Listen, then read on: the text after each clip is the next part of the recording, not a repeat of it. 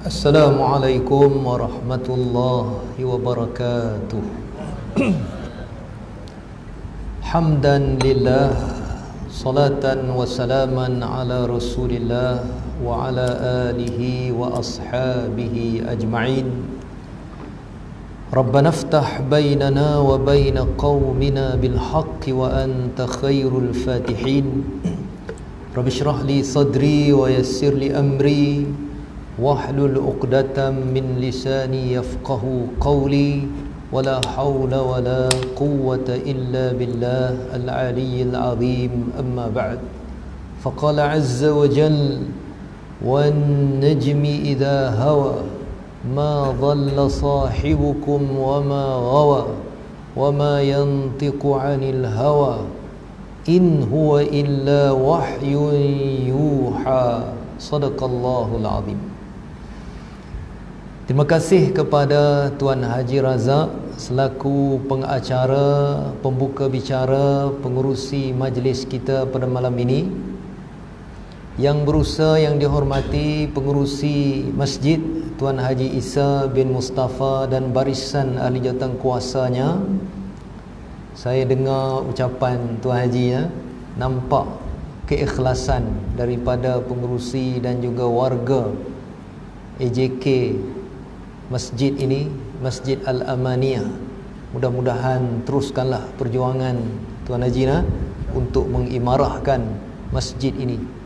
Besar ganjarannya di sisi Allah Subhanahu wa taala. Dan keikhlasan itu cukup penting dalam kita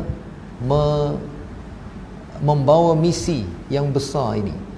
Sebab iblis dan setan ini dia akan tewas atas janji Allah dengan hambanya yang ikhlas.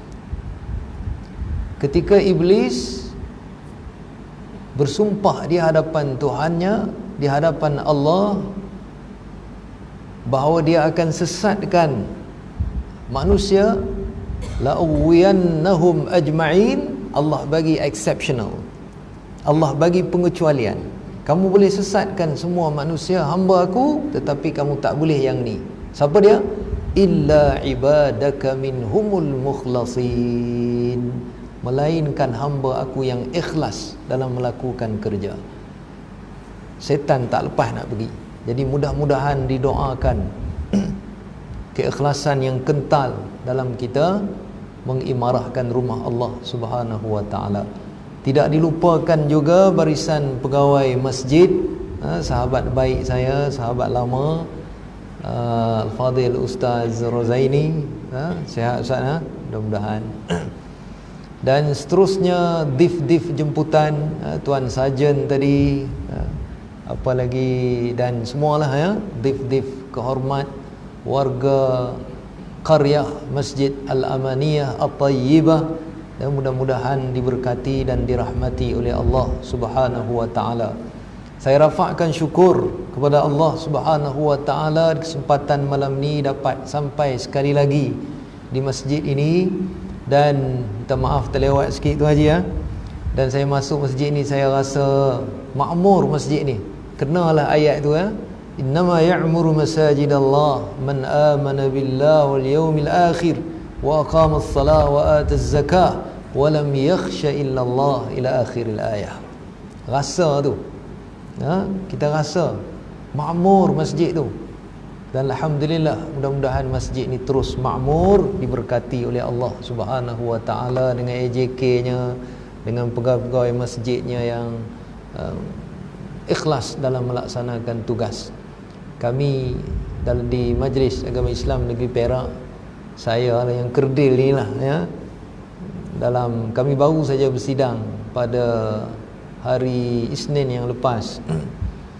Biasanya antara keutamaan Majlis Agama Islam ialah mengambil berat tentang masjid-masjid di negeri Perak. Jadi mudah-mudahan masjid ini juga antara masjid yang ke depan dah ada homestay tu Haji ya. Subhanallah. Between 2 tahun ya dah boleh siap. Walaupun diuji tu jangan bimbang. Diuji tu jangan ingat ada masalah. Diuji tu Allah nak angkat. Allah nak angkat. Semalam saya di Kampung Jong, Tuan Haji pun ingat tadi Saya perjelaskan tentang nikmatnya beramal ini.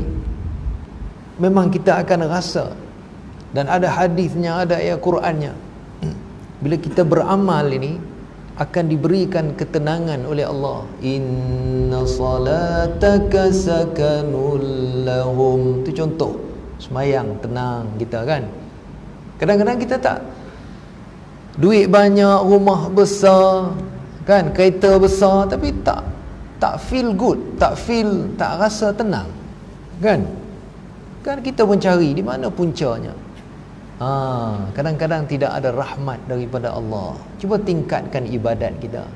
Fakun minal imani fi mazidin wa fi safai qalbi dha tajdidin bi kasratis salati wa ta'ati wa tarki ma li nafsi min syahwati, kata Matan Zubat. Tingkatkan amalan kita, iman kita bertambah. Jadi kadang-kadang kita selama ni dah semayang di masjid, alhamdulillah. Tuan-tuan tak dapat datang masjid rasa kurang, betul tak Tuan Haji Razak? Tuan Haji rasa kurang, itu bagus maknanya. Kalau PKP dia kata bersyukur tak payah datang masjid, something wrong. Tapi tuan-tuan tak datang masjid rasa kurang, itu tandanya iman naik. Kalau musim PKP mujur tak payah sembahyang Jumaat kan, itu masalah. Kita tak dapat datang masjid, kita rasa rugi. Tuan-tuan dah datang masjid kan, tenang rasa. Sampai satu peringkat kita rasa balik kurang tenang tu. Maknanya Allah nak apa? Nak angkat. Kita kena tingkatkan lagi amalan kita. Kita tahajud pula. Jangan tinggal tahajud. Allah angkat lagi. Angkat martabat kita. Itulah yang dibahas dalam ilmu tasawuf, bagaimana Allah angkat martabat kita. Mudah-mudahan kan, insya-Allah. Muslimin dan muslimat yang dirahmati Allah sekalian, kita selawat pada Nabi, subhanallah kan, sallallahu ala Muhammad. Tadi kita selawat kan, kita rasa teringat pada Nabi kan. Kalau tak teringat tu tak banyak hari dah lah. Kita teringat pada Nabi kan. Buat-buat kita yang baca banyak cerita sirah tentang Nabi, lagi kita teringat. Sebab itu kata Qardawi, kenapa sambutan Maulid Nabi ni penting? Kerana musim ni lah kita akan perbanyak membaca, mendengar kisah-kisah Nabi kan, sejarah Nabi, akhlak Nabi, perjuangan Nabi.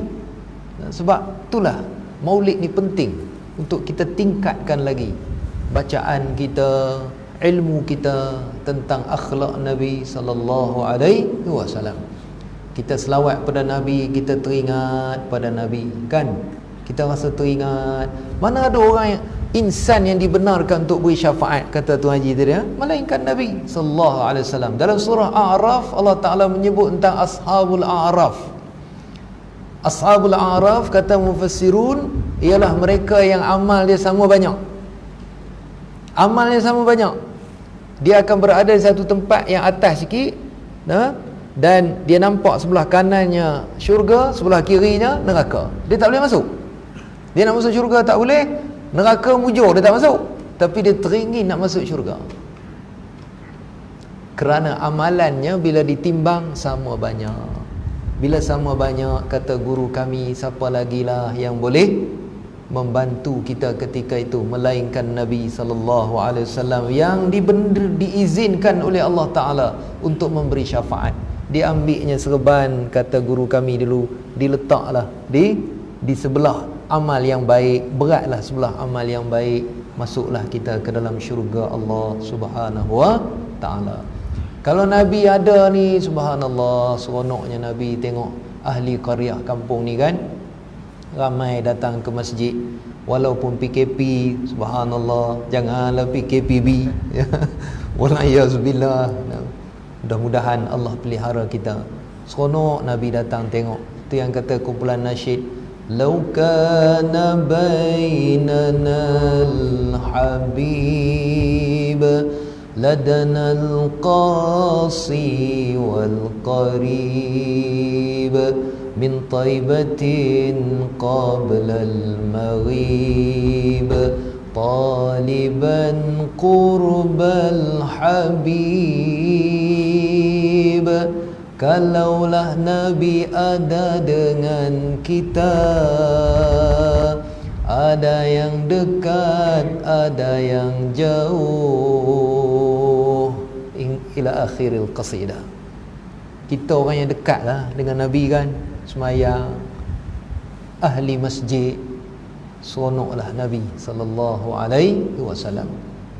Muslimin dan muslimat yang dirahmati Allah sekalian, tajuk yang saya nak berkongsi dengan muslimin muslimat malam ni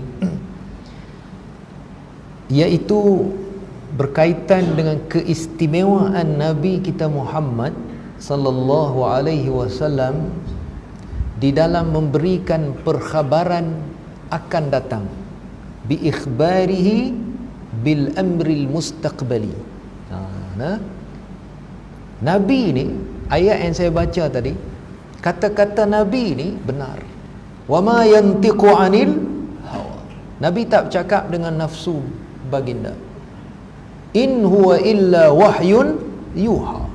Apa yang Nabi ungkapkan itu adalah merupakan wahyu yang diwahyukan kepadanya oleh Allah Subhanahu wa taala. Jadi kata-kata Nabi, kalau hadisnya itu autentik ataupun sahih, hasan, maka mutawatir, apalagi mutawatir, maka kenyataan itu pasti benar.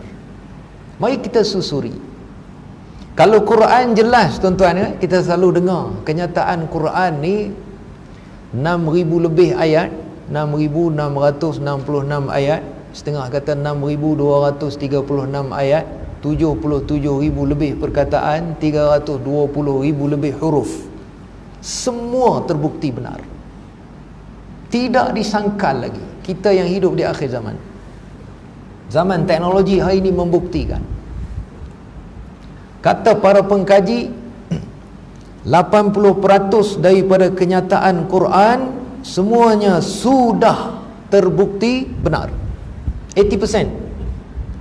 Allah cerita tentang matahari, terbukti benar. Allah cerita tentang cahaya bulan, cahaya matahari, wasyamsu dhiya'an wal qamara nura wasyamsu tajri li mustaqarrin laha dzalika taqdirul azizil. Surah Yasin tak boleh nyambung ni, tak banyak hari ni. Alim, Allah cerita tentang matahari, Allah cerita tentang kejadian manusia, semua sudah terbukti benar. 20% tu yang mana? 20% tu yang belum berlaku. Idza syamsu kuwirat wa idzan nujumu kadarat. Ayat-ayat cerita tentang hari kiamat, belum berlaku lagi kiamat. Memanglah tak terbukti lagi, belum berlaku lagi. Tapi 80% semua yang dah berlaku terbukti benar. Terbukti benar. Maka orang-orang logik, orang-orang mantik yang menggunakan akal berfikir, kalau 80% dah benar, the rest 20% benar ke tak? Benar. Tu ramai orang masuk Islam sekarang. American people selepas 11 September 20,000 masuk Islam selepas mereka membaca berita sebenar tentang Islam. Hari ini kita dikejutkan pula, subhanallah, apa nak jadi ni kan?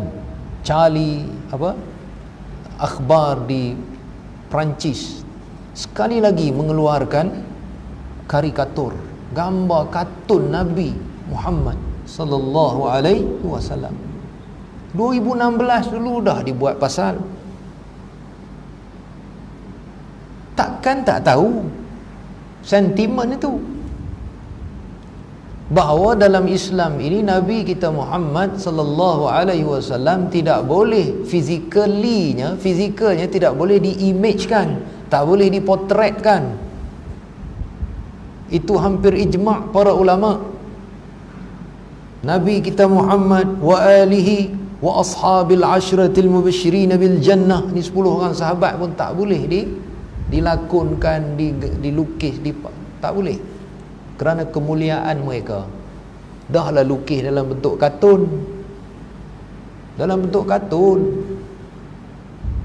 Lepas tu diletak pula atas kepalanya serban tu macam bom. Nak gambarkan orang Islam ni kira teroris. Semalam kenyataan presiden, semalam kemarin lepas, presiden pun menyokong pula. Allahu Akbar. Apalah yang tak baiknya dibawa oleh Nabi kita, kan? Melainkan salah faham daripada mereka. Bila kata Islam ni ganas, tang mana ganasnya? Ajaran yang sebenar yang dibawa oleh Nabi SAW. Tuan-tuan, tengok peperangan Badar ni, peperangan pertama dalam Islam. Peperangan pertama selepas berhijrah ke Madinah. Saidina Hamzah, tuan-tuan, Saidina Hamzah ni pahlawan Quraisy. Digelar pun dengan Asadullah. Datang jumpa Nabi kita. Ya Rasulullah, izinkan kami perang. Minta pada Nabi nak perang. Kita ambil balik harta yang dirampas oleh mereka di Mekah. Nabi kata, wahyu belum turun untuk izinkan aku berperang. Nak cerita kata agama ni bukan agama peperangan. Agama ini agama perdamaian.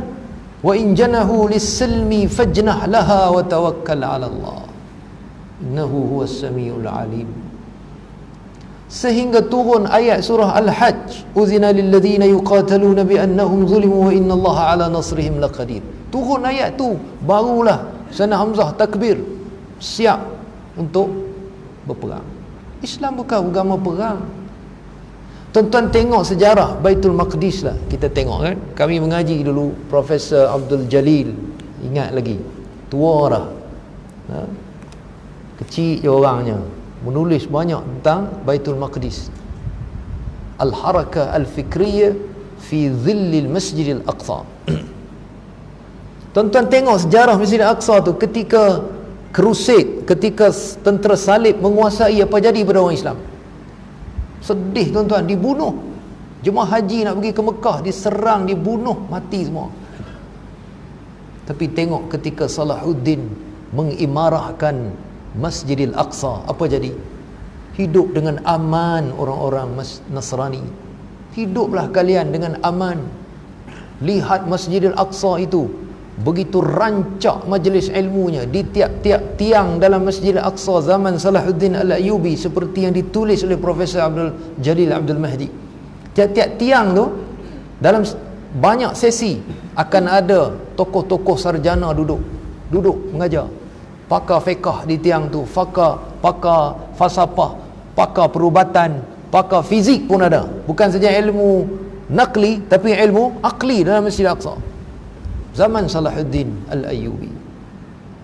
Tapi ketika mereka menguasai, dibunuhnya orang Islam. Sejarah telah membuktikan, tuan-tuan. Maka kesilapan golongan seperti Taliban ni tidak seharusnya diletakkan kepada Nabi kita Muhammad sallallahu alaihi wasallam. Nabi tengah pakai serban di kartun yang mana tahun-tahun sebelum ni kan, pegang pedang tengah sembelih orang. La ilaha illallah. Mananya Nabi macam tu akhlak baginda sallallahu alaihi wasallam. Dimaki oleh orang Yahudi, kisah banyak kita dengar kan, bagaimana dakwah Nabi sallallahu alaihi wasallam. Temanggu kita sekejap tengok kartun tadi, kita tengok dalam di viral kan, kenapa dilukis gambar insan yang mulia ini yang telah mengeluarkan manusia daripada kegelapan kepada cahaya. Sedih kita tengok. Subhanallah. Di mana kurangnya ajaran yang dibawa oleh Nabi kita Muhammad sallallahu alaihi wasallam. Baik. Yang pertama tuan-tuan, banyak saya nak berkongsi dengan muslimin muslimat sekalian, bagaimana banyak hadis-hadis yang Nabi sabdakan semuanya berlaku benar. Kita ambil dulu, kebetulan kita dalam musim COVID-19.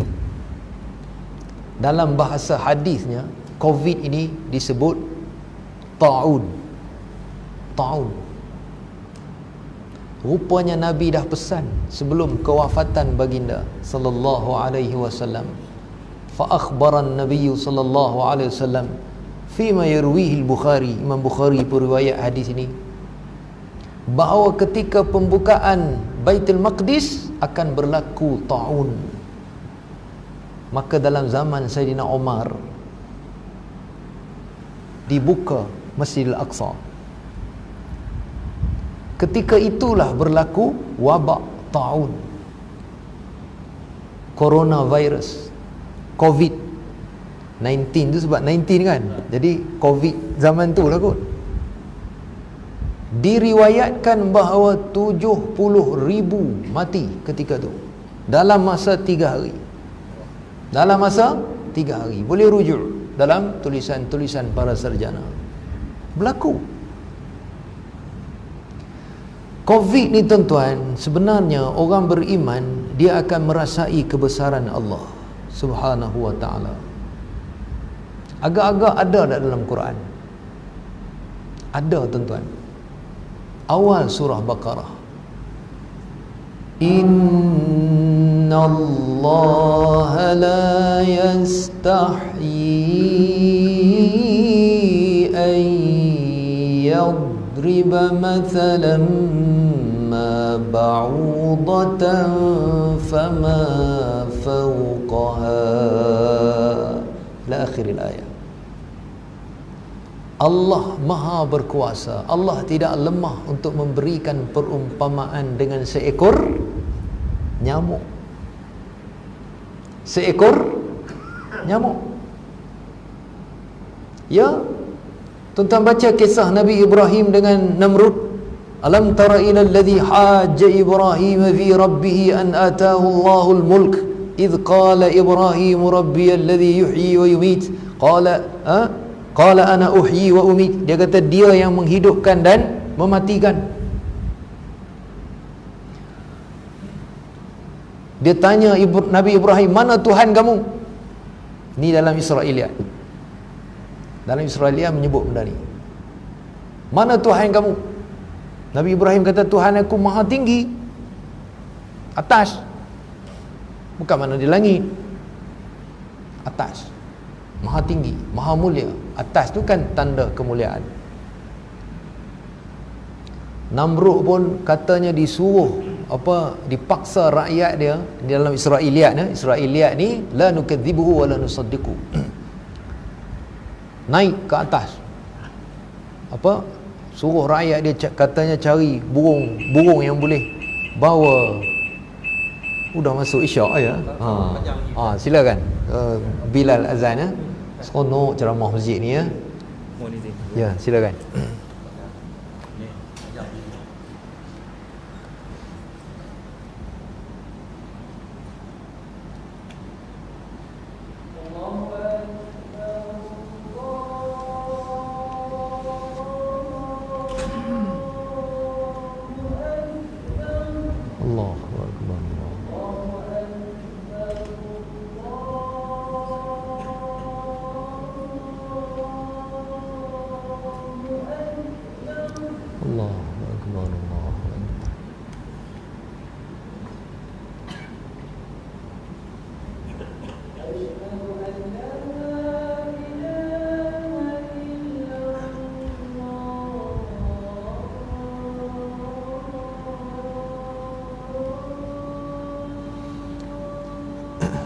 أشهد أن لا إله إلا الله.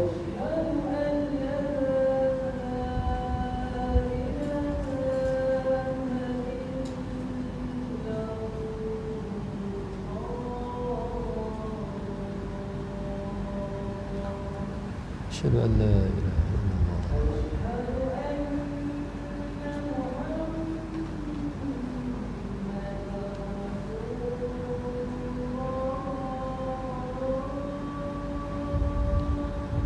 أشهد أن محمدا رسول الله.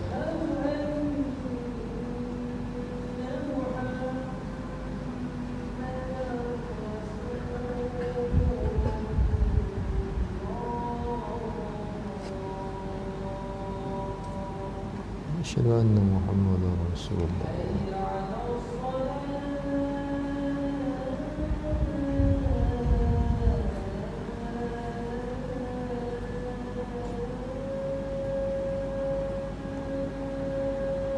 La haula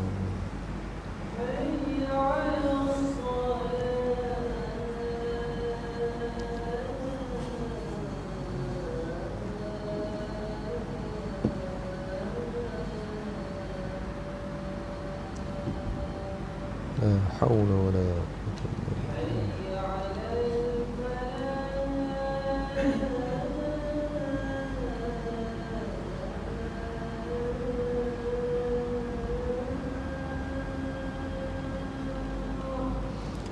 La haula wala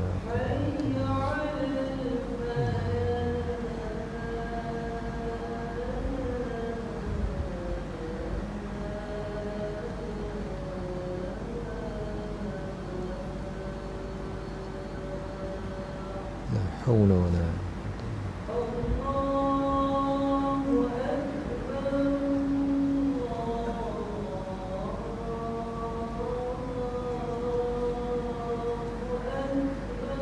Allah.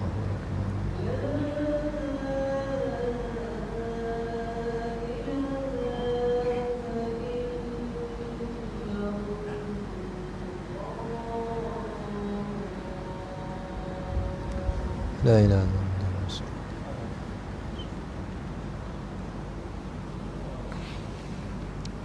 Baik, muslimin dan muslimat rahimakumullah.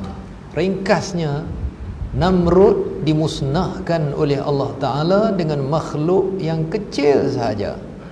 Riwayat yang masyhur menunjukkan bahawa Namrud dimusnahkan dengan seekor nyamuk. Baik, tengok ya. Kemudian Quran menambah di hujung itu, fama fawqaha. Fama fawqaha ay faqala at-Tabari fama asgharuha. Dan yang lebih kecil daripada itu. Ada tak isyarat Quran? Sudah ada isyarat dalam Quran. Quran dia bukan buku sains nak cerita tentang teori sains, tak, tapi dia mengisyaratkan tentang kebesaran Allah Subhanahu wa taala.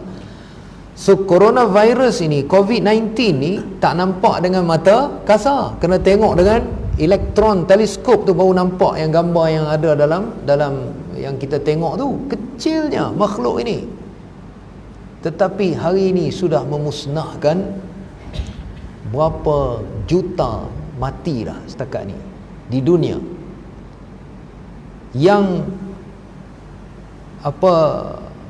terpaksa disaring dan sebagainya, yang positif dan sebagainya, sudah lebih daripada 1 juta, 3, 4, 5, 6 juta dah kan. Subhanallah. Kita tengok beberapa fenomena kan, tengah berjalan tiba-tiba diserang dan jatuh dan mati. Tuan-tuan muslimin dan muslimat yang dirahmati Allah sekalian, Quran dah sebut benda ni, dan marilah kita menginsafi bahawa kuasa Allah Subhanahu wa taala mengatasi segala-galanya. Janganlah kita tak nampak benda ni. Allah tunjuk depan kita betapa maha berkuasanya dia, boleh memusnahkan kita dengan makhluk yang sekecil berkali-kali ganda lebih kecil daripada nyamuk yang kita nampak dengan mata ni. Tetapi COVID-19 ni lebih kecil. Allah Subhanallah kan. Tapi kalaupun dia kecil, boleh musnahkan kita, tapi dia berat rupanya, kata pegawai perubatan kan, rupanya dia berat. Kalau kita bersin 1 meter tu dia tak boleh pergi, dia akan jatuh. Jadi siapa pakai mask, duduk jauh penjarakan 1 meter, dia tak akan boleh berjangkit. Kecil tapi berat pula. Allahu Akbar kan. Muslimin dan muslimat yang dirahmati Allah sekalian, benar tak perkhabaran Nabi itu? Benar. Baik, ketika hayat Nabi, bila Nabi memberitakan sesuatu yang akan datang berlaku, dalam peperangan Khaybar yang masyhur. Nabi bergerak pada tahun 7 Hijrah, mengepung kubu yang cukup kuat dibina oleh orang-orang Yahudi. Kami sempat ziarah ke Qal'ah Khaybar ini, lebih kurang 100 km daripada kota Madinah. Memang hebatlah cara pembinaan dia. Sekarang tinggal saki baki lah. Tak lepas nak buka, kepung tak berjaya, kepung tak berjaya, sehingga Nabi kata, esok siapa yang aku berikan bendera ini, dialah yang akan berjaya membuka Khaybar. Sahabat pun tunggu, siapa dia ni? Sahabat yakin dengan kata-kata Nabi. Dalam semua tunggu tu Nabi panggil, ya Ali, wahai Ali. Ali pun datang. Ketika itu Sayyidina Ali sakit mata. Nabi ambil ludah baginda dan dirawat. Sakit mata Sayyidina Ali sembuh. Batu air liur ni kadang-kadang boleh jadi penawar. Sayyidina Ali pun berjaya membuka kota Khaybar, kecuali dua kubu saja, Al-Watih dengan Sulalim. Dua ni terpaksa kepung 3 malam lagi, barulah berjaya mengekang orang-orang Yahudi di Khaybar. Berlaku tak? Berlaku. Peristiwa pembukaan kota Mekah, seorang sahabat Nabi namanya Hatib bin Abi Balta'ah. Panjang kisahnya pembukaan kota Mekah ni, rentetan daripada Sulhul Hudaibiyah. Bila Hatib ni dia dapat tahu kata Nabi nak masuk ke Mekah dengan tentera yang ramai, dia telah hantar, dia telah bocorkan rahsia. Dia telah kirimkan surat melalui seorang wanita untuk sampaikan kepada ahli keluarga dia supaya siap sedia, kerana tentera Nabi akan masuk. Nabi kata, wahai Ali, kamu pergi sampai di satu tempat, kamu akan nampak seorang wanita tua dan kamu ambil surat daripadanya. Sayyidina Ali pun kejar. Sampai tempat tu, betul ada seorang wanita tua sedang naik unta. Sayyidina Ali geledah dia, paksa dia, dan akhirnya dia keluarkan daripada sanggul dia, dia keluarkan surat yang dipesan oleh Hatib bin Abi Balta'ah. Sayyidina Ali ambil surat tu, bawa balik, bawa kepada Nabi. Memang tertulis kat situ, dia pesan kepada ahli keluarga dia. Dia datang ke jumpa Nabi, ya Rasulullah, bukan niat aku untuk membocorkan rahsia, aku hanya nak mengkhabarkan kepada ahli keluarga aku supaya mereka boleh bersedia. Sayyidina Umar nak pancung lah kepala. Nabi kata, pergilah kamu dimaafkan. Benar tak apa yang disebut oleh Nabi? Berlaku, tuan-tuan. Tengok pula kisah peperangan Mu'tah yang cukup bersejarah. Sedih kalau kita bercerita tentang peperangan Mu'tah. Saya beberapa kali menziarahi bumi Mu'tah, Karak. Nabi lepaskan tentera. Bendera Nabi pesan dipegang oleh Zaid bin Harithah. Gugur Zaid, Ja'far ambil. Ja'far gugur, Abdullah bin Rawahah ambil. Nabi sebut siap dah. Ketika berlaku peristiwa tu, Nabi naik atas mimbar daripada Madinah. Nabi menceritakan peristiwa peperangan Mu'tah itu secara live telecast. Hatta jaa sayfun min suyufillah, sehingga datanglah satu pedang daripada pedang Allah. Khalid bin Walid berjaya membaca suasana peperangan Mu'tah dan berjaya mengekang tentera Rom, dan dia kumpulkan balik tentera Islam dan dia bawa kembali pulang ke Madinah. Hanya 3-4 ribu nak lawan ratus ribu tentera Rom. Dan 3 orang sahabat besar ini syahid di Mu'tah. Biasa kita ziarahlah makam 3 orang sahabat besar ini. Benar, berlaku. Baik, tengok lagi yang zaman ketika Nabi ada, semua yang disebut oleh Nabi berlaku. Nak cerita kata Nabi ni, wama yantiqu anil hawa in huwa illa wahyun yuha. Ketika Nabi nak wafat, Allahu Akbar, bercerita tentang kewafatan Nabi ni, sedih kan? Sayangnya Nabi pada umat. Nabi boleh tersenyum masa bila? Bila Nabi tarik tabir tu, Nabi tengok sahabat semua solat berjemaah diimamkan oleh Sayyidina Abu Bakar. Nabi tersenyum. Sahabat pun terperasan, oh Nabi dah sihat dah, semua berkat seronok. Rupanya itulah pandangan terakhir Nabi sallallahu alaihi wasallam. Sebab tu tuan-tuan, solat ni satu yang asas lah, ya? Nabi pun bila tengok sahabat dah solatnya sempurna, Nabi tersenyum. Kita pun macam tu. Kalau semayang dah settle, insya-Allah yang lain settle. Dalam qaryah kita kalau masjid dah makmur, insya-Allah berkat daripada Allah Subhanahu wa taala. Tapi kalau semayang pun masih lagi dalam kajian menunjukkan 20% saja rakyat Malaysia yang semayang cukup 5 waktu. Belum ambil kira yang awal waktu macam tuan-tuan, alhamdulillah. Yang macam tuan-tuan ni saya tak tahu lah berapa persen saja. Tu tak ambil kira lagi yang semayang kualitinya. Semayang cakap Melayu pun ada. Semayang sambil kibah kain pun ada. Ingatkan apa, nyamuk masuk dalam ya? Tak apalah. Tak apalah Tuan Haji. Tanya kenapa kibah kain tu Ustaz? Oh sakit Ustaz. Nyamuk masuk. Udah diketik. Kibahnya kita tengok apa semayang kibahnya tu. Semayang, tengah semayang ni handset dia semayang tak silent kan handset. Tengah semayang bunyi handset tu. Bunyi pula awal-awal dulu kan. Ni cerita lama dah lah. Handset dulu kan kadang-kadang bunyi lagu tu lagu ni. Tengah-tengah semayang tu, engkau bagai air yang jernih. Oh, okey lagi lah, dah kita geram bunyi satu dah, tak silent.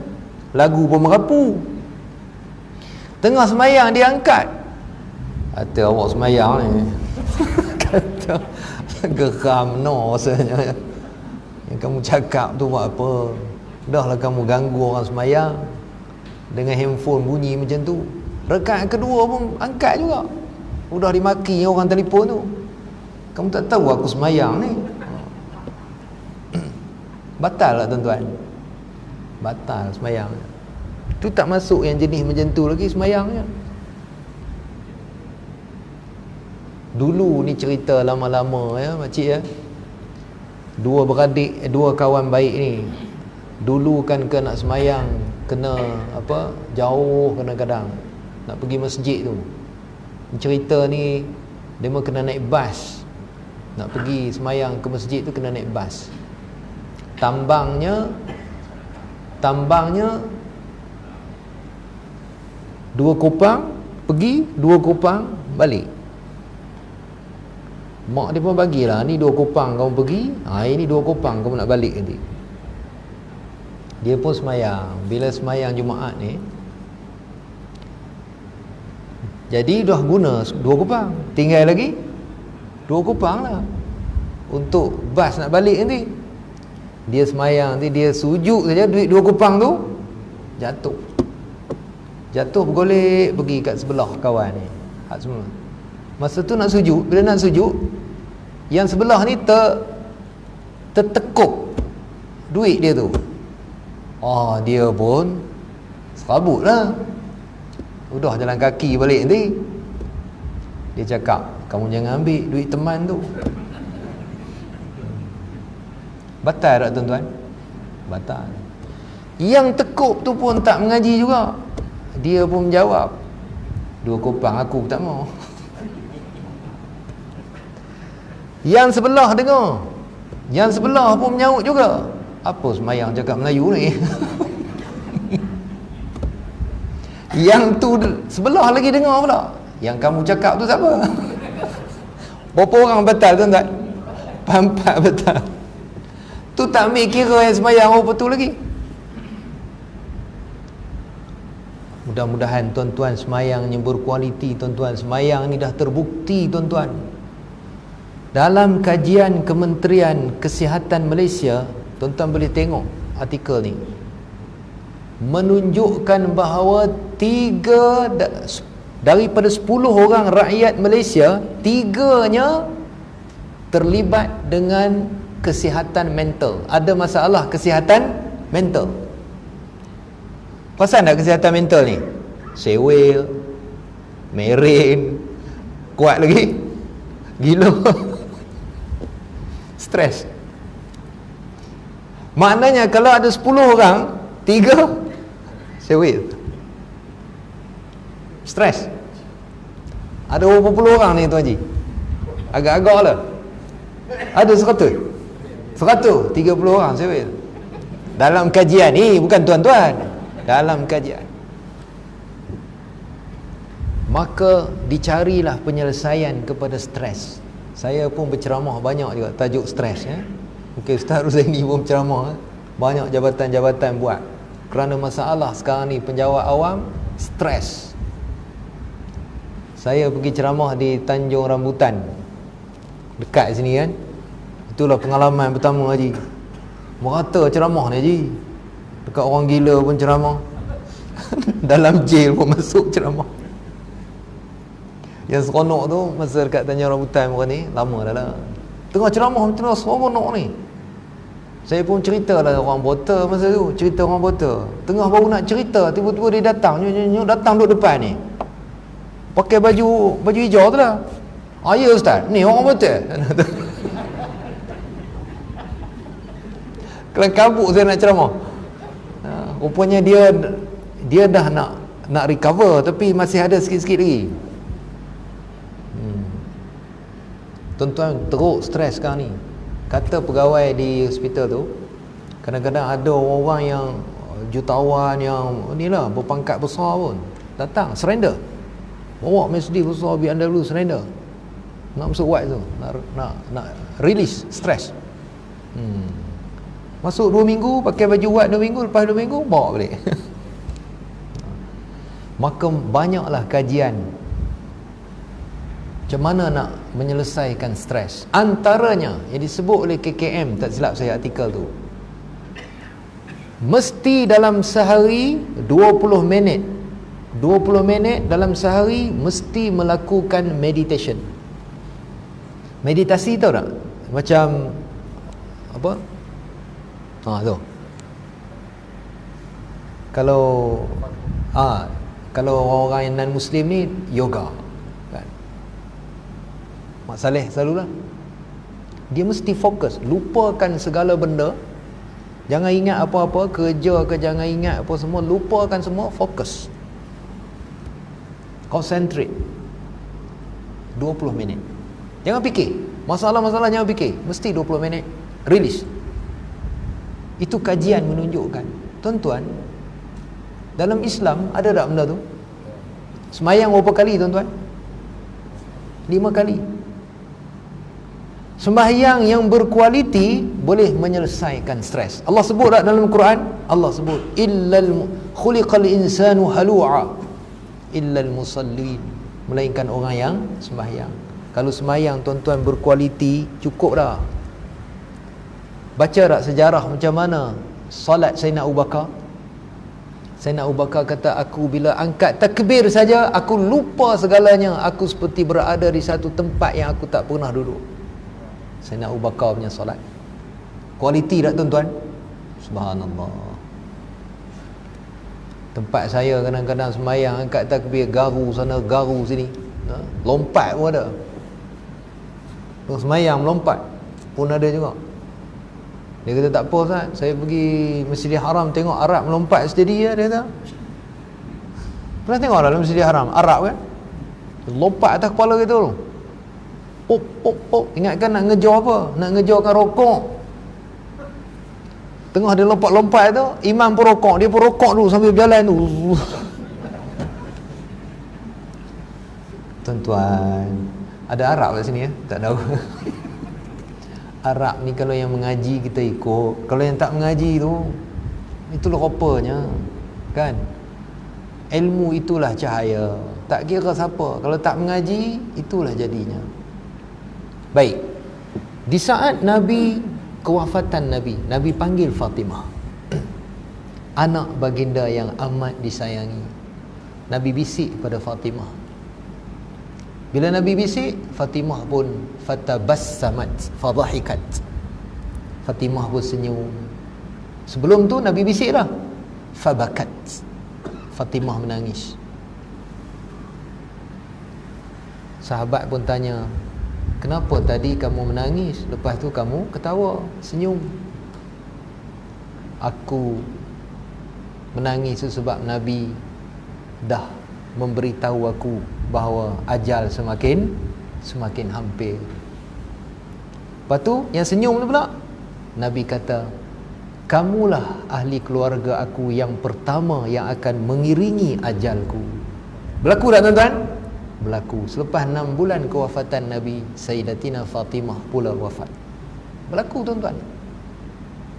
Baik. Nabi sayang pada cucunya Hasan dan Husain. Rupanya sayang cucu ni lain pada anak ya. Tuan ada cucu lah tuan? Ada ya. Sayang lain ya. Rotan anak kita dulu biasa, anak kita rotan anak dia, cucu kita marah kita.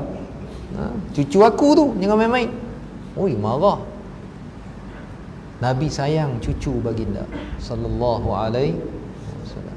Nabi kadang-kadang Nabi Allahu akbar, baca syama'il, Nabi ni sayang kanak-kanak. Satu hari Nabi jumpa seorang kanak-kanak sedang menangis kerana burung dia mati.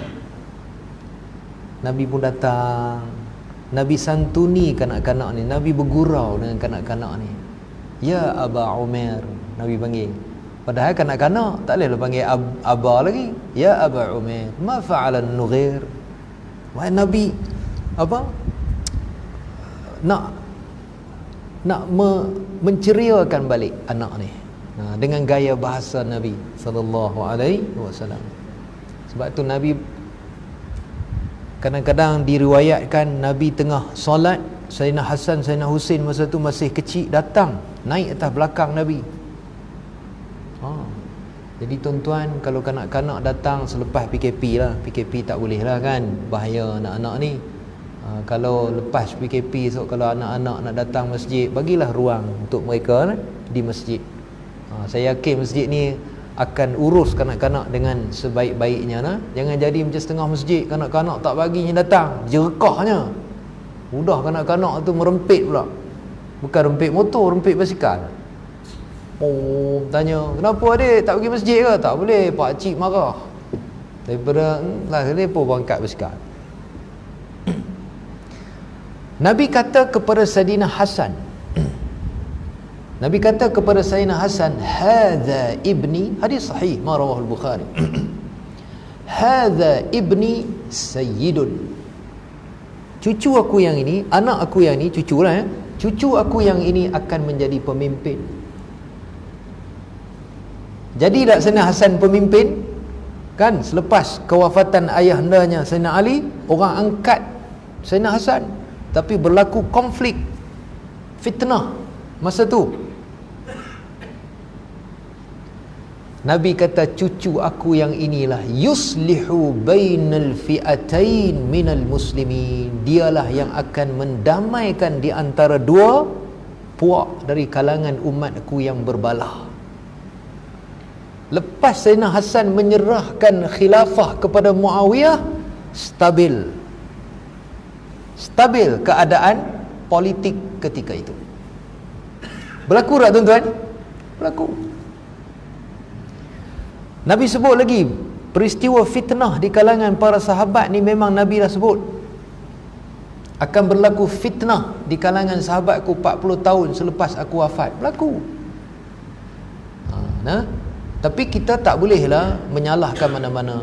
Jangan kata pada Sayyidina Ali, jangan kita kata pada Muawiyah. Dalam mazhab ahli sunnah wal jamaah, Asy'ariyah wal Maturidiyah, kita berpegang dengan wa awwalit tasyajur alladhi waqa' in khutta fihi wajtanib da'al hasad. Sebaik-baiknya kita terimalah mereka ini sebagai sahabat yang mulia. Sayyidina Ali dijamin syurga, Muawiyah penulis wahyu. Jangan kita salahkan mana-mana sahabat. Terimalah ini sebagai satu ketentuan Allah Subhanahu wa taala. Bukan makna tuan-tuan bila Nabi kata umpamanya, dan berlaku, sataftariqu ummati ila 73 firqah, akan terpecah umatku kepada berapa? 73 puak. Satu saja yang benar. Siapa yang di atas sunnahku dan para sahabatku. Itu yang datangnya ahli sunnah wal jamaah. Banyaklah tuan-tuan firqah ni. Oh, banyak.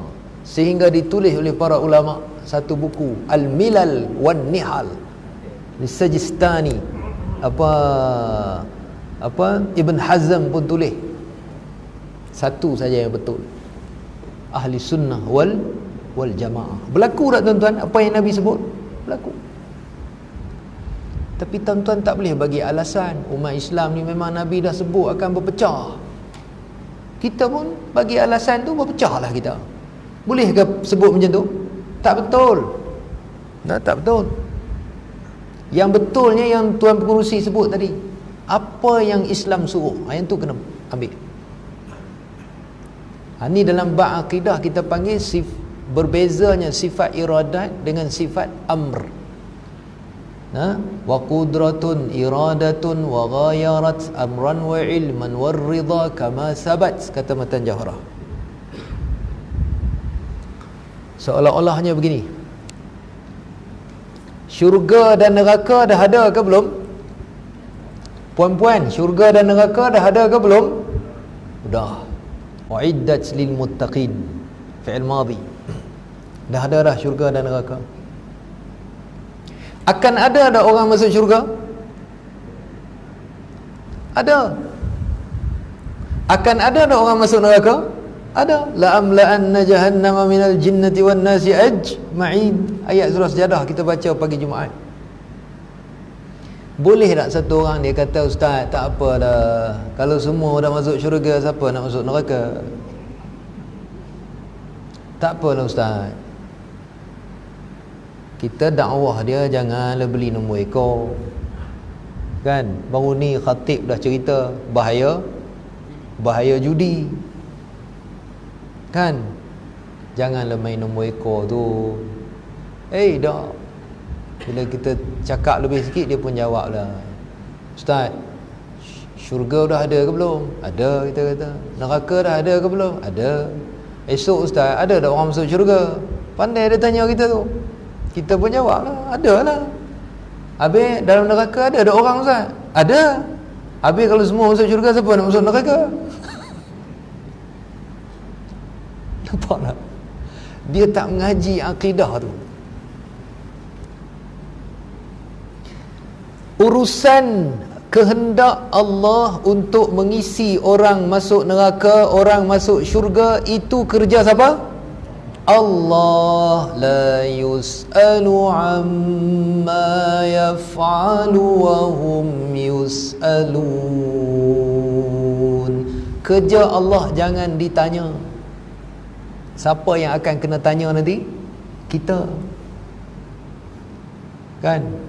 Ambil lighter yang duk tanya, saya lah Ustaz, saya berkorban, tak apa Ustaz, saya berkorban untuk Ustaz masuk syurga, saya korban masuk neraka. Kita ambil lighter kat dalam poket dia tu, bakar sikit hidung tu, aduh, dia pun marah nak tumbuk kita, tahu pun sakit. Itu baru api lighter. Api neraka 70 tahun perjalanan sudah rasa panasnya. Warid dalam hadis Tarhib wa Targhib. Jadi soalnya sekarang, kehendak Allah kita jangan soal. Soalnya kita, Allah Ta'ala tunjuk tak mana jalan syurga? Allah tunjuk tak? Tunjuk. Nabi tolong tunjuk. Ni kita berada dalam majlis ilmu ni, jalan syurga ke jalan neraka? Jalan syurga. Baris beli nombor ekor tu jalan syurga ke jalan neraka? Tak tahu. Masya Allah, maknanya biasa tu. Inna hadainahu sabil imma syakiran wa imma kafura. Kami tunjuk jalan, satu ke syurga, satu ke neraka. Kita pun tahu. Tuan-tuan, katalah rumah tuan-tuan di sebelah kanan, tuan-tuan keluar dekat pintu pagar tu, dah tahu rumah tuan-tuan belah kanan, tuan-tuan akan ambil ke kanan ke kiri? Kanan lah. Dah tahu jalan. Allah Maha Adil. Tu kena kemahkan akidah kita, kenal Allah Subhanahu wa taala dengan sifat-sifatnya. Baik, muslimin dan muslimat rahimakumullah. Boleh sikit lagi aja? Boleh. Seronok ceramah ni, dapat 2 jam ni baru seronok. Saya ni Haji ada hair sikit. Udah sembahyang jamak tadi. Habis ceramah ni nak minta izin lah ya. InsyaAllah. InsyaAllah. Mari pula lah lain kali ya. Nampak bungkus tu, boleh bawa balik bungkus kot. Ada urusan sikit, terpaksa balik cepat sikit lah. Mungkin tak sempat jumpa Datuk Zamri. Dah sampai dah? Dah nak jumpa insyaAllah. Allah dah tunjuk jalan. Kenapa kita nak pergi persoal lagi kerja Allah Subhanahu wa ta'ala? Dah ada nampak jalan ke syurga, jalan ke neraka, semua dah nampak. Baik. Tuan-tuan, ini yang saya sempat sebut hadis-hadis fi ikhbarihi bi amrin mustaqbali. Nabi mengkhabarkan peristiwa akan datang, semuanya terbukti benar dan berlaku. Baik. Di hujung-hujung ni saya nak kongsi 2 hadis. Ada 2 hadis ini marawahul Bukhari dan banyak turuk riwayat hadis ini. Yang pertama selalu kita sebut hadis Zubab. Hadis Zubab. Idza waqa'a dzubab fi ina'i ahadikum falyughammishu. Kalau lalat jatuh dalam air minuman, kita selamkan dia. Selamkan dia. Lepas selam, biar situ. Elok dah. Buang. Bagus tu Haji ya. Setengah mengaji tak habis, selam ni biar situ. Yang teruk lagi, selam biar minum sekali. Itulah mengaji kena habis ya. Sungguh tuan-tuan, kau tidak jadi banyak lah. Tuan-tuan, kau boleh kita mengaji ni duduk, dengar, fokus macam tu, baru faham. Kan? Tidak jadilah Allahu Akbar 2 kali. Tuan-tuan pernah dengar orang azan Allahu Akbar 2 kali? Sebab dia bila mengaji duduk kat tangga, tak dengar betul-betul. Memanglah Tok Guru kata azan ni senang aja. Allahu Akbar 2 kali, asyhadu an la ilaha illallah 2 kali, asyhadu anna Muhammadar Rasulullah 2 kali, hayya 'alas salah 2 kali, hayya 'alal falah 2 kali. Allahu Akbar, la ilaha illallah. Dia pun udah dengar tu balik. Esok pagi dia datang awal ke surau, minta dengan Tok Bilal nak azan. Dia kata semalam saya dah mengaji bab azan, saya nak minta azan sekali. Tuan-tuan tahu dia azan macam mana bunyi azannya?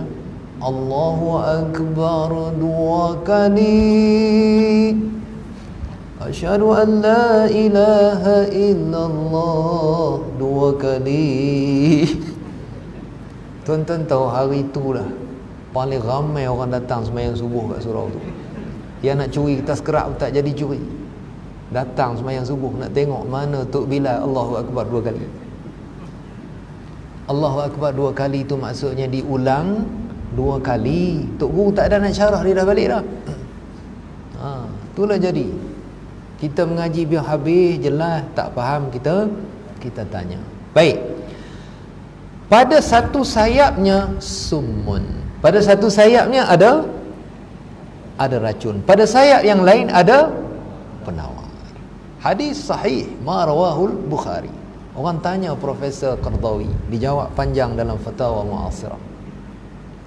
1 hadis. Yang kedua, kebetulan sebelum saya nak datang ceramah ada orang tanya, air kencing unta ada dengar tak? Saya pun pelik tahu macam mana tiba-tiba banyak benar orang tanya. Dihantar pula video gambar. Bukan kata apa, ambil air kecil unta tu bubuh dalam cawan ke apa, daripada tempat keluar asal tu. Dalam video tu dah, wallahu alam betul ke tak kan. Unta tu kencing, masa tu juga dia pergi. La ilaha illallah. Anna rahtan min Urainah, datanglah satu kumpulan daripada Urainah, kabilah Urainah, kabilah daripada Urainah. Ada riwayat kata 8 orang, 7 orang datang bertemu dengan Nabi sallallahu alaihi wasallam. Fa aslamu, mengikut riwayat sebahagian mereka masuk Islam. Faqalu ya Rasulullah, kami ni duduk Madinah ni jadi apa tak sihat, perut jadi sakit, irtahashat, jadi kuruh kami ni, jadi tak sihat. Dia pun mengadu kepada Nabi sallallahu alaihi wasallam. Nabi kata, kalian ikutlah ra'il ibil ni. Ni satu riwayat ni, ada beberapa riwayat yang lain. Ikutlah ni pengembala unta ni, kamu pergi dan minumlah daripada susunya, min albaniha wa abwaliha, minumlah daripada susunya dan air kencingnya.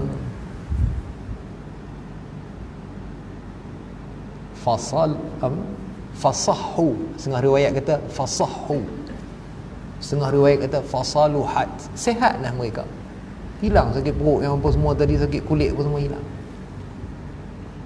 Baik tuan-tuan, tadi saya dah sebut semua perkhabaran Nabi benar. Macam mana tuan-tuan nak berinteraksi dengan dua hadis ini?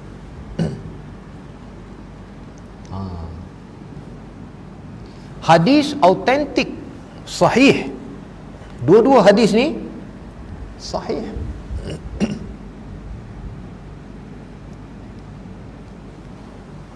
Sebagai seorang yang yakin kepada hadis yang sahih, kita mesti meletakkan keyakinan bahawa apa yang disebut oleh Nabi ini adalah benar. Tuan-tuan tak nak minum tu cerita lain. Tuan-tuan kalau kata lalat masuk dalam teh tarik kan, dah dimakinya lalat tu, maki 2-3 kali maki, jangan maki tuan-tuan. Dah dia masuk macam tu, nak buat macam mana kan? Dia dalam akidah Islam ni, bila benda tu dah berlaku, itu namanya takdir. Tuan-tuan maki lalat tu, sekali dia hurung tuan-tuan, letih. Selamkan dia dan buang lalat tu, tuan-tuan boleh minum. Tuan-tuan, saya tak lalulah nak minum lalat ni, bekas lalat, tuan-tuan pun tak minum kan? Itu masing-masing. Tapi tuan-tuan tak boleh kata hadis ni tak betul, hadis ni mengarut, tak boleh. Walaupun Qardawi membahaskan bahawa hadis lalat ini ialah hadis ahad, sesiapa yang menolaknya pun tidaklah memberi kesan, dibahas panjang. Tapi kita sebagai umat Nabi sallallahu alaihi wasallam, kita tetap meletakkan bahawa pasti ada rahsia pada kata-kata Nabi, kerana Nabi itu wama yantiqu anil hawa in huwa illa wahyun yuha. Rupanya kalau hadis lalat tu, tengok para ulama dulu, mereka yakin Quran telah lah, kita yakin semua. Tuan-tuan tengok Quran, wasyamsu tajri limustaqarril laha dzalika taqdirul azizil alim. Dulu orang serang kata kenyataan ni tak betul, Quran tak betul. Kenapa Quran kata matahari pun bergerak? Matahari mana ada bergerak? Yang bergerak ialah bumi mengelilingi matahari. Matahari mana bergerak?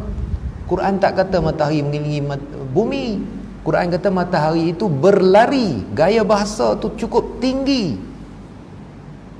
Hari ni siapa pun tak boleh nafi dah kebenaran. Dah ada visualnya pun, the rotation of sun. Siapa pun tak boleh nafi dah. Sebab tu kenyataan Quran tetap benar. Begitulah hadis. Kita mesti letakkan keyakinan kita akan kebenaran hadis Nabi sallallahu alaihi wasallam. Saya terfikir hadis lalat ini, kalaulah orang yang beriman menghalusi hadis ini, pasti kita antara orang yang pertama akan terdedah kepada apa yang diistilahkan sebagai anti-venom. Kalau ada pakar perubatan mungkin lebih arif pada saya. Tuan-tuan, kalau terkena sengat binatang berbisa, penawar dia ialah apa? Bisa tu juga, selepas diekstrak. Kalau kena gigit sengat dengan binatang berbisa, nak neutral balik dia punya toksik dia ialah bisa tu juga. Tanya pakar-pakar perubatan. Saya tengok dokumentari satu macam mana dia ambil bisa ular tu dan dia ekstrak, akhirnya dia simpan. Ada, sebab tu kalau kena sengat, cuba kenal pasti spesies apa untuk dia pilih dan ditawarkan balik dia punya bisa. Betul tak? Daripada sayap racun toksik sayap lalat itulah, daripada sayap juga yang menjadi penawar. Saya punya fikirlah, maknanya hadis Nabi ini kalau ianya sahih, kalau hadis tu jatuh hadis yang lemah tu cerita lain lah, tapi bila hadis tu sahih, apalagi hadis itu mutawatir, maka kita mesti berpegang yakin kepada kebenarannya, kerana Nabi dia tidak bercakap melainkan ianya adalah wahyu di sisi Allah Subhanahu wa taala. Nah, begitulah hadis air kencing tadi ya. Oi, cepat no masa ya.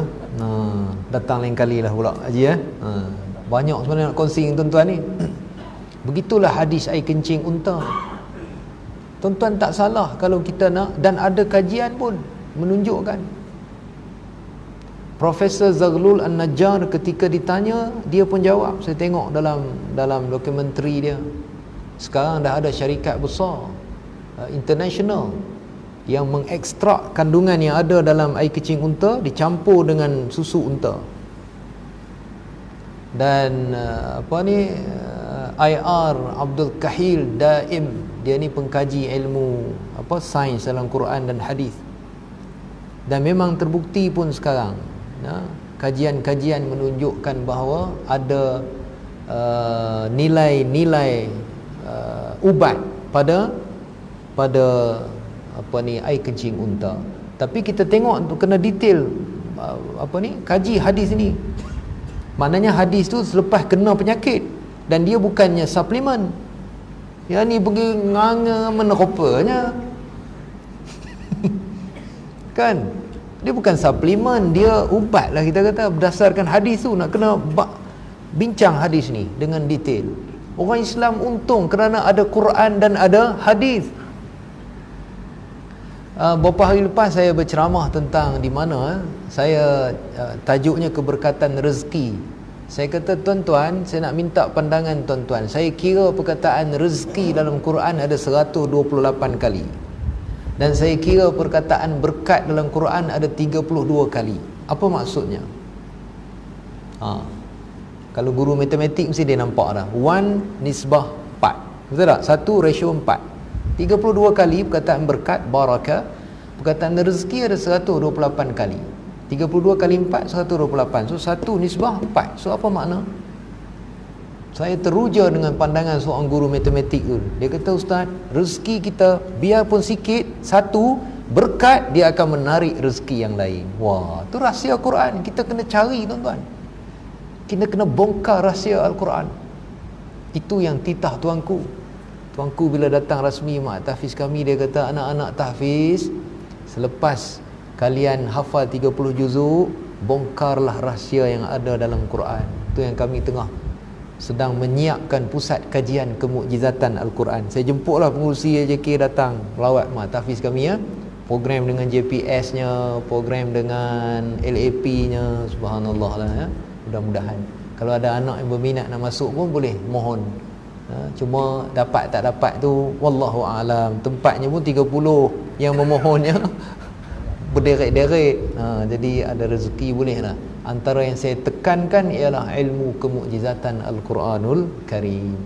Jadi kesimpulannya tuan-tuan, dalam kita berinteraksi dengan hadis Nabi sallallahu alaihi wasallam, musim Maulid Rasul ni tentulah kita banyakkan selawat, tingkatkan sunnah Nabi sallallahu alaihi wasallam. Dalam masa yang sama, antara cara kita berinteraksi dengan hadis ini ialah, kalau hadis itu hadis yang mutawatir, hadis yang sahih, hasan, hadis yang kuat, autentiknya ada, maka letaklah keyakinan 100% kepada kebenaran hadis Nabi sallallahu alaihi wasallam.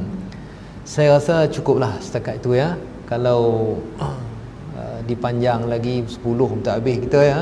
Jadi mudah-mudahan ada kebaikan dari apa yang sempat saya kongsikan. Saya memohon berbanyak kemaafan kalau ada terkasar bahasa, kalau ada lawak jenaka yang berlebihan, saya mohon berbanyak kemaafan. Mudah-mudahan ada kebaikan.